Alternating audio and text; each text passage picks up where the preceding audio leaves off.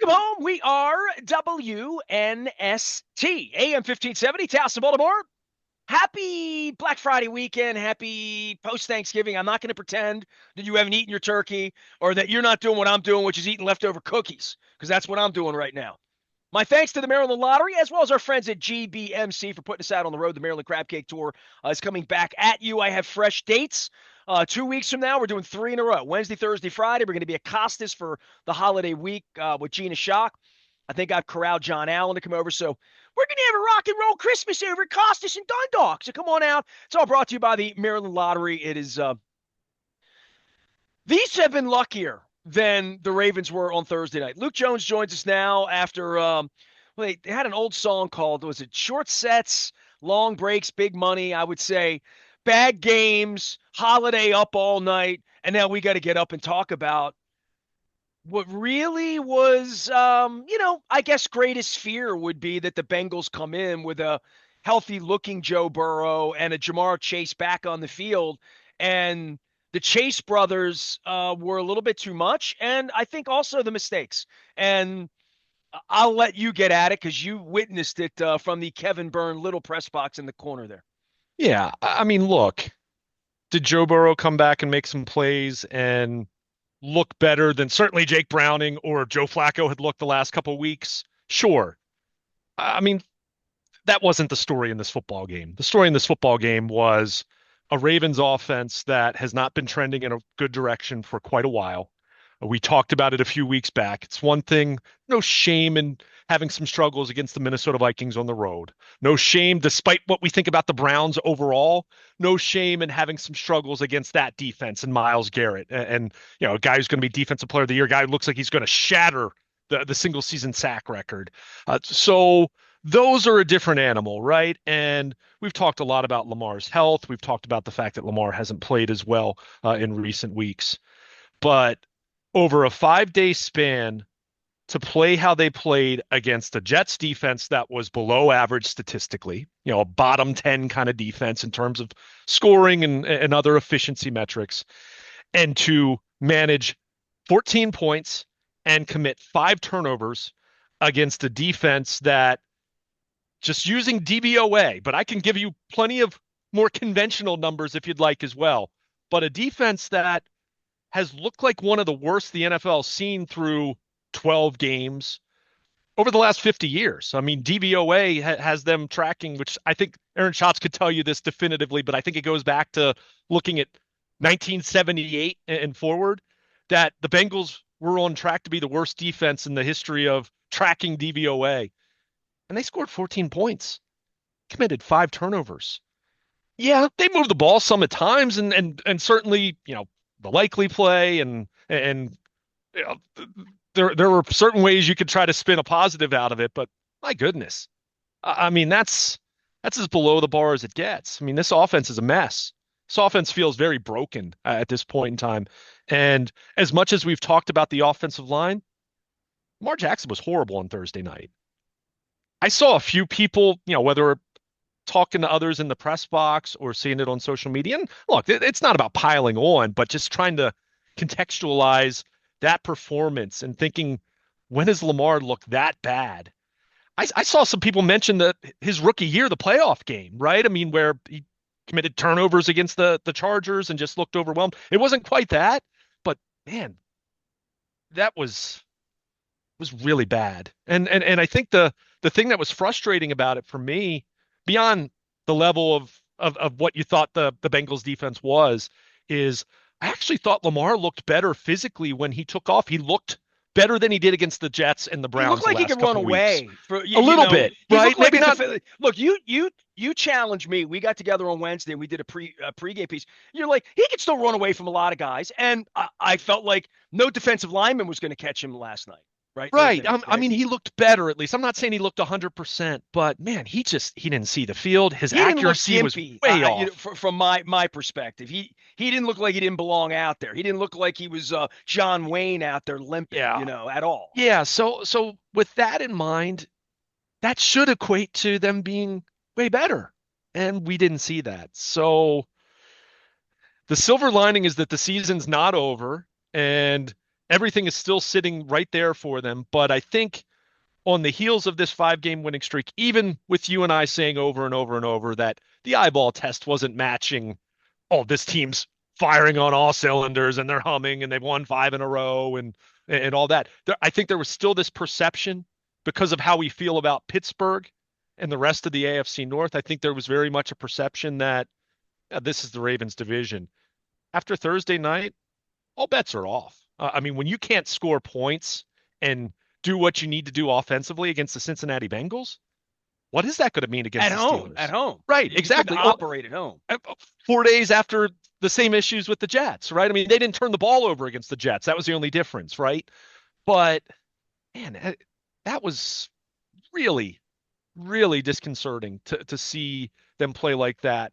And, I mean, the defense, think about, the defense, obviously, they wilted on third down big time in the second half, that third quarter. I mean, Burrow and the Bengals just converted third down after third down, but that was only after a first half where they had to do some extraordinary heavy lifting inside the red zone to hold the Bengals to field goals on short fields. I mean, my goodness, they gave them the ball at the 2 yard line and they had a goal line stand, right? I mean, so, you know, my biggest takeaway from the defense, one, Nate Wiggins got hurt.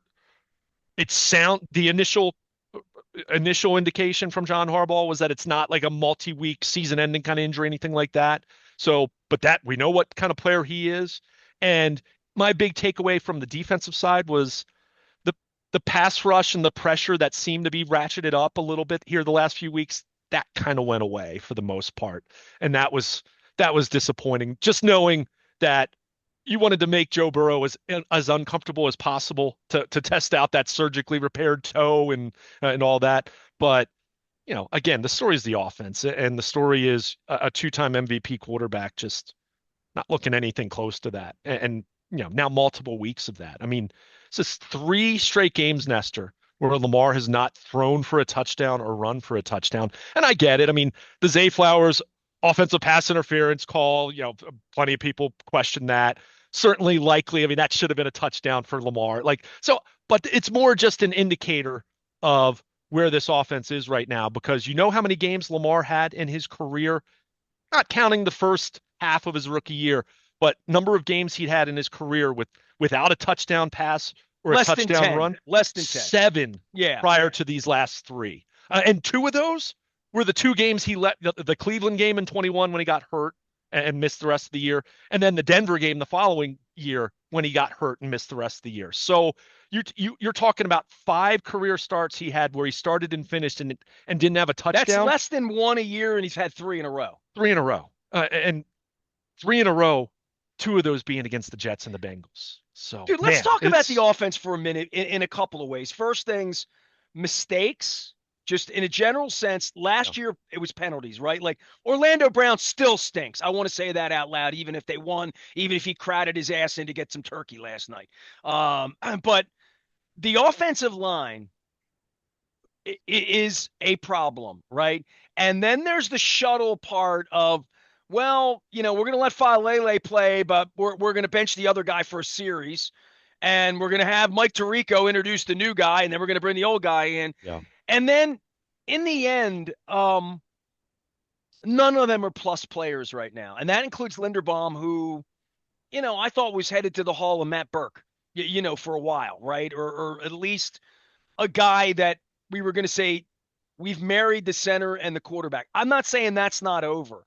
I'm saying the guard play and the tackle play and the fact that they can't run the ball and the fact that Lamar's not healthy has probably not helped him. Probably hasn't helped Rosengarten. It probably hasn't helped the head of Zay Flowers or Rashad Bateman, who was gimpy getting out there, or even Derrick Henry and Hopkins, who are here to win a championship. They're already got $100 million in the bank. Their bodies have hurt. They played on lousy team after lousy team after lousy team, and they're here to win. And now you're 6-6, and you and I are here on Black Friday questioning what they're going to look like against the Steelers next week, what they're going to look like against Cincinnati again 2 weeks from now, where New England's going to put them, where Green Bay's going to be, and whether they really are the best team in the division or not. They weren't on Thursday night at home. They weren't. They were not the best team in the division. They couldn't get out of their own way. But the mistakes, because I keep saying to myself, all right, if I'm a purple birded optimist today and I'm a blame the referees guy and I'm a fire hardball guy and I'm a racist that doesn't like Lamar and whatever I am, that I'm angry at the team or I want to throw bricks at them or cancel my PSLs or whatever it is, whatever that side of it would be, then there's the other side of, well, hey, that wasn't really a penalty on Flowers. That was a hell of a catch. It was a touchdown. It should have been, right? So you could go back through the referee calls, the bad calls, and say they did things. But Lamar getting stripped at the 2 yard line, and the Bengals didn't piss a drop.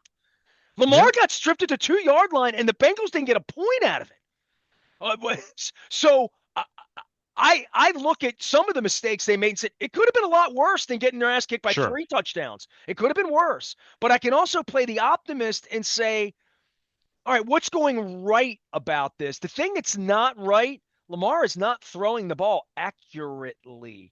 And by the way, I know you didn't listen to the game because you were at the game. You're one of the lucky ones that Chad Steele lets in under the hood. I'm sitting at home with my cat watching the game on TV. Jason Garrett was really, really good. Not a good color analyst from a pacing standpoint because he doesn't do it. It's not what he does. But man, is he smart. And I got to hear the name Brill Garrett for the first time in 18 years.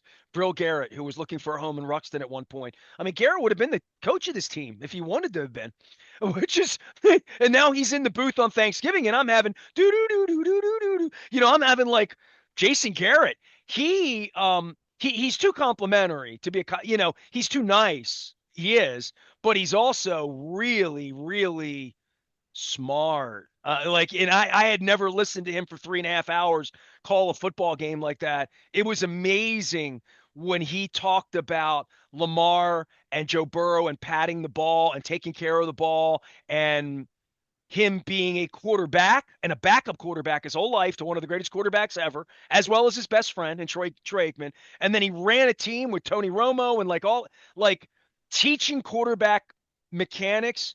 He was a clinic all night long on that stuff. He really was. And let's be honest, the quarterback's 94% of the game, right? Like literally Sure. on both sides. And so Sure. when he understands that part of the game and understands scheme and understands offense and understands, hey, my offensive linemen are tired. I mean, he had observations, dude. They should give him a gig. He was really, really good, man.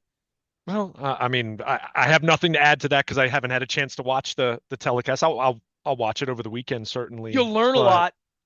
Text but me when you're watching it and tell me that you didn't think he was really insightful and weirdly I good. Weirdly good. it is funny that you mentioned that because generally speaking, as far as him on Football Night in America, I generally find him not to be very Oh, good in it's that milky setting. toasty. It's But terrible. Yes, but I agree. when you're regardless of the mechanics of whether you're John Madden, right? Meaning like you're engaging and colorful and entertaining and Like funny and Romo all used that. to be the first couple of years until they Right, turned him right. down. I was just gonna say, right? I mean, They until screwed him up.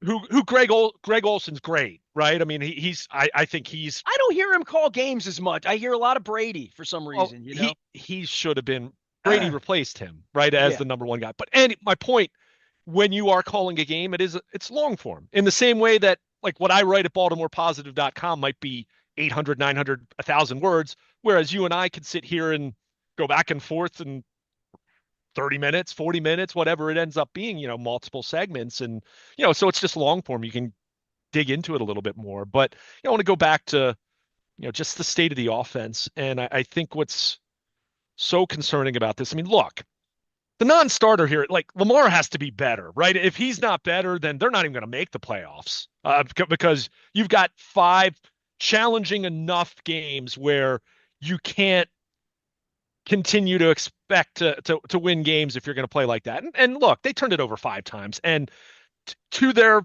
in the defense of the offense, even with them having scuffled, generally speaking, for weeks now, that hasn't been something they've done a ton of, right?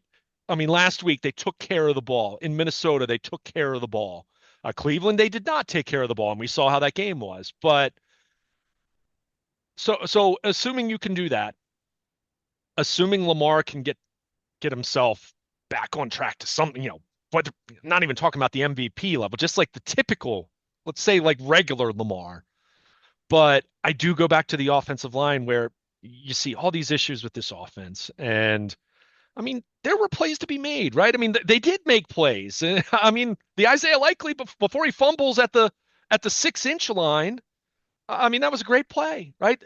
Lamar had guys that were open at times, and he misfired. There were not a ton of drops, but you could find that. I mean, Devontae Walker stopped running on what could have been a big play. I mean, like there were times where Lamar had someone wide open and just didn't throw to him and tried to throw to someone else, right?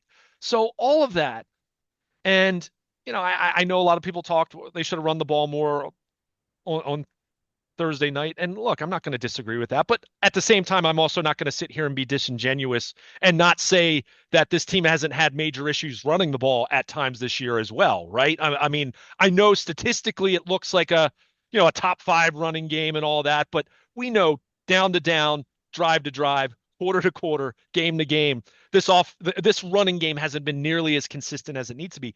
But I do think for where they are right now, I, I wonder if you just need to swallow some pride collectively and say, for the time being, we might need to get back to a 2018, 2019 kind of mindset. I mean, even if the plays are there, like our quarterback's just off right now. And we don't know how much of it's physical, how much of it's mental. But I don't know that you want him running 14 times Well, against the Steelers next week. okay, let me rephrase that a little bit. Sorry. I guess just the mindset of the running game really needs to drive this more. And maybe it's okay, you're running read option. Lamar's going to give it a little bit more than he would have in 2019 because of what you just said, right? I mean, obviously, but I guess my point is I don't right the last couple years with the way that he has improved pre-snap and in the pocket and scrambling and still looking downfield to throw and not just taking off and running like he might have, was more apt to do his first few years in the league. For the first time in a really long time, I'd say I don't think it's a great idea if your idea going into the game is that Lamar's going to throw it 35 or 40 times because he's just not playing like that right now. And that's not to say he won't in the future. And that's not to say he won't get back on track in the next week or two. I mean, boy, they'd love for him to get back on track this coming Sunday because it's a really big game. But I think just with where they are as an offense and even the offensive line with pass protection and understanding you're going to be going up against the Steelers front, right? I mean, New England doesn't have a great defense, statistically speaking. But, when you go to Green Bay, Micah Parsons going to be looming, right? So, but I just, the run's got to be way bigger focus. And it's not like it hasn't been at all, right? And like I said, they've had their issues there. But I think what's just so concerning for me when you look at the offense from the 30,000-foot perspective, I don't expect them to turn the ball over 5 times again. I mean, if that becomes who you are, I mean, like no one wins when you turn it over 5 times a game. But where I am concerned as far as the warts that we're seeing here is, are you going to get this offensive line playing well enough to try to tighten up and fix some of these issues that you're having now across the board? And that's where it's so concerning. I mean, and you made the point. As much as we've talked about the O-line since, I mean, going back to the last couple years, right? And even last year. But that's been such a big concern. Lamar's health has been a big concern here recently. But I think there's a cumulative impact here, right? And I think we're seeing that now with how Lamar is playing and how he's functioning from the pocket. And, whether the protection's not there or the protection is there and he's not trusting it, whether guys are open downfield or guys are open or aren't open downfield, or they are open and he's just missing them or not seeing that, right? I mean, it's just they're springing a leak. He's not throwing the ball somewhere. well. I mean, No, he's not throwing the ball well. That's not. really, I don't know if it's mechanics, and Garrett spoke to that a little bit, and not seeing the ball well or not feeling the pressure or having the clock inside of his head back in the pocket, because he's not a pocket quarterback. He's not naturally a pocket quarterback. He played that position for 15 years a completely different way. And the last 3 or 4 years, they've tried to turn him into that and make him that and have him pat the ball and have him stat still and not have him just take off, which it took him years to coach that out of him. And that's going to be to his benefit over the next 5, 7 years. when he's a 33-year-old quarterback or a Sure. 35-year-old quarterback if he gets to that point. But he may never get the wheels back because we all don't. 29's not 22 anymore. So Yeah. he might not get the wheels back to be that dynamo. Patrick Mahomes doesn't have that. I mean, a lot of the guys, Steve McNair didn't have that by the time he got here, and he still won. I mean, Steve Young didn't have that at the end. Guys that were Sure. running quarterbacks at 23, when they're 30, they're just Cam Newton was out of the game, right? I Yeah. mean, like done. So thinking about Lamar as eternally 23 and eternally healthy, we have to think about him as being a real quarterback now and a $50 million quarterback that's a pocket quarterback, not the guy he was 4 years ago where he's going to run for 1,000 yards because you can't afford that. You just can't. He's going to get hurt. All the stuff I said 8 years ago. And him playing hurt all year long, I don't know. I don't want to see Snoop Huntley. I don't want to see Joe Flacco be our backup quarterback, but the hurt quarterback through the season and trying to think you're going to get him healthy because they got 10 days off and it's going to get better when it's already not good. I mean, I start with the offensive line. I'm not here to Yeah. persecute Lamar, who should be a 3-time MVP, And the right? offensive line's still kind of the beginning of all this. Right. Right. Um, I hear what you're saying, and it's not as though, first of all, we've talked a lot about the fact that he's banged up, and there's not going to. I don't have this assumption that that's going to be who he is the rest of his career, right? Guys get hurt. We've seen great, great quarterbacks over the years have injury-plagued years and not look as good, and then they bounce back. And yeah, I mean, and look, we talked about this when Lamar was 23 years old. We talked about this 3 years ago. We talked about this 2 years ago. We talked about this last year, right? There was always going to be an evolution for Lamar in the same way that there is for Josh Allen, in the same way there is for many of the other quarterbacks you talked about, right? And so, and yeah, okay, he's not going to be the electrifying, unbelievable athlete at the quarterback position that he was at 22 or 23 as he gets older. But that also doesn't mean that he just transforms into can't move whatsoever 40-year-old Joe Flacco overnight, right? I mean, it's a dial. I've talked about that a lot. And early in his career, the guy that I kind of pointed to at the time, even though now it kind of rings hollow because he's a backup and on his way out of the league at this point. When Lamar was doing what he did in 2018, 19, 20, at the time I said, as he gets older, you want to see him become more like a Russell Wilson kind of quarterback who wasn't running for 1,000 yards or anything like that, but could still run plenty and still did what he needed to do and improved leaps and bounds as a passer. And Lamar's largely done that, right? I mean, he didn't run for 1,000 yards last year, but he threw for over 4,000 and he had over 40 touchdown passes and was truly that next level dual threat quarterback that everyone was kind of waiting for him to become statistically, I suppose. But this year, when you have a lesser offensive line and you have a quarterback who, look, part of this was also, we talked about it at the time. No disrespect to Josh Allen. Lamar was MVP in my mind last year. I'll continue to say that, right? I mean, in the regular season, he was the best quarterback on the planet for my money. And that doesn't mean I think Josh Allen stinks or I'm disrespecting him. It's just my opinion on it. I have a PFWA vote, and the PFWA voted Lamar MVP last year. But point is, Oh, okay, so you have our vote. sure. Oh, For I the didn't know. PFWA, I mean, Good. the AP is the one that's recognized by the league because they do business with them, right? And that's the NFL honors and all that. Anyway, so no, he wasn't going to have another year where he threw 41 touchdowns and had 4 interceptions, right? I mean, that even Tom Brady didn't play like it was 2007 every single year of his career, right? I mean, we understand that. But when you have an O-line that is really problematic at this point in time, and you have a quarterback who got banged up and hurt back in week 4 and came back.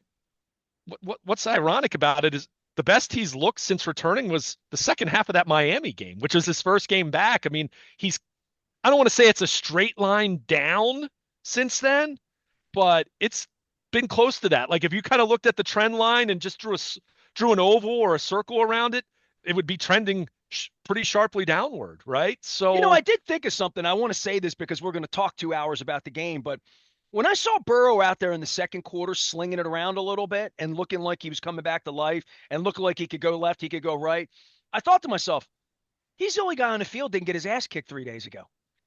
And I thought to myself, There's that part of it, yeah, sure. I really did. I thought that as the game went on in the third and fourth quarter, I'm like, he's the only guy out here. He's playing street ball. All the rest of these guys played 3 days ago, and they're tired as hell, and they've all been in a car crash. Like, I thought there was a benefit to that for him that I felt like Lamar just looked like he was cold and tired and under siege to some Eh, degree. Maybe. I mean, but at the same time, like I said, I thought he looked better moving around than he did last Sunday. I mean, even like a difference of four When he days, took off in the first quarter, I would agree with you. he It looked looked like he could okay. run. Like, yeah, like I did. The Jets game felt more physical, right? And he didn't throw the ball well in the Jets game. He didn't throw well in the Cleveland game. But those two games compared to Thursday night, that felt way more like, man, he's not there physically the way he needs to be. Thursday night felt more, and I'm not saying he was 100%. And as I said, I think there's a cumulative impact here to everything that's gone on from the beginning of the season till now. Including how sore he is That today after playing 2 games in 4 days. there's that, but I also I think this isn't just a Lamar thing. I think it's in the entire offense at this point. There's absolutely a between the ears element to this because of how this offense has trended now for a while. And I just for me, I thought his performance and the offense collectively was less about his physical injuries, limitations, whatever you want to call them, whatever he's been dealing with, right? I mean, hamstring, knee, ankle, toe, I said whatever it is going to sounded be like a listed. kid song that you'd sing to your niece. Yeah, it's like Ankles, game of knees, and operation. toes. Right, Yeah, right. Yeah, there you go. exactly. So, but that felt different on Thanksgiving night. Again, look, he fumbled twice. He threw an interception on another batted pass. Uh, and I do want to point this part out, and you alluded to this. Their offense was bad and also unlucky at some spots. So on Thursday night as well. I mean, that's a bad combination. You know, when it just Tip ball goes up right into yeah, their hands. Right. like Yeah. on a play where like it was there if you know if they have it blocked up. You know, the guy was open on that play. So I mean, it's just there's just so much wrong with this offense right now, and I'm even less moved by the idea that, okay, the silver lining is that they moved the ball. They were in position to score more. Like you said, they could have scored way more points. I mean, if Isaiah Likely holds on to the football, if Zay Flowers isn't dinged for an offensive pass interference that wasn't blatant, even if you're not going to sit here and say it was a terrible call. But at the same time, that's where I look at this and say, maybe I'd be a little more moved by that if they had 470 yards of offense or 500 yards of offense, knowing how horrendous this Bengals defense has been. But it's not like they were the greatest show on earth moving up and down the field either, right? I mean, it's just frustrating. I mean, it really is. And Like I it's not like said, Derrick Henry's fat and old either, because when he gets in space, he rolls. I mean, yeah. I mean, and I don't I know that think, he's breaking tackles the way he did 10 years ago at Alabama, or but even last year, right? I mean, like, look, if you want my honest opinion, I don't think Derrick Henry's been as good as he was last year. Now, that said, that is not Luke Jones saying he's washed up or anything like that. That's saying it's a little bit Derrick Henry. In the same way, when we talk about the offensive line or the play calling or what this guy's doing, I mean, Isaiah Likely, we haven't talked about him a whole lot. This has been an absolute bust of a contract year for him. Think about the money that he's cost himself to this point in the season. Now, it's not to say the Ravens won't re-sign him or he won't get a good deal wherever he winds up, right? But I think he had in his mind going into this season, and I think the foot injury in training camp was a huge part of this, obviously. well, he thought he was going to be a 60, He thought he was 80 going to be like guy. and I Yeah. think he thought he was going to be a top 5, top 6 tight end, in terms of money, in terms of his contract, which, I'm not saying he's not going to get signed and he's not going to be have interest. And I think the Ravens still want him back, all things being equal. But boy, what a disappointing season. And here he ends up early in this game. You're seeing that connection kind of come alive. Can I ask you a question? They're 6-6. Sure. Maybe we'll do this in the next segment. We'll take a Fine. break, but Who is having a good season? Like On I just like on that offense, anywhere on the team. On the team Kyle Hamilton's having a great year. Nate Wiggins is having a really good year. was at least until Well, now. Yeah. I, the early indication is that he's not like this isn't a season-ending thing. We'll see. All I right, mean, we're they done need him. beating up on the offense. We'll take a But break. but to answer Go ahead. your question about the offense, I don't know. Because like Tyler Linderbaum doesn't stink by any stretch of the imagination. But has he been peak Linderbaum? I think it's because of the two guys flanking him. Ronnie Stanley's been more banged up. Rosengarten's been disappointing. I thought he'd be better. I mean, look at the other than Zay Flowers, who by the way has a ball security issue at this point. I mean, he's multiple fumbles from a wide receiver in a season. No bueno. I mean that can't Well, happen. he runs out in the open, and he's a small guy, so that's Well, and and he also they're all coming he with that. tries to go as much as you love his lateral east-west quickness, that gets him in trouble at times as well. There's no question about that. But to answer your question, on offense especially, boy, it's kind of the shrug man emoji at this point in time for those who aren't watching us on YouTube, because you asked the question. I don't really know, Ness. I mean, I don't. When you're talking about who's having a good year on this offense right now, it's you know relative to the rest of the league. Sure, there are guys having good years, but relative to last year and expectations going into 2025, man, it's not an impressive list, especially on the offensive side of the football. He is Luke Jones. He is Baltimore Luke out on the interwebs. My thanks to our partners and sponsors at Curio Wellness and Foreign Daughter for bringing us through the holiday here. It is a Black Friday weekend. We have a sale on sports radio here. We're giving away free Maryland Lottery scratch-offs at the Maryland Crab Cake Tour.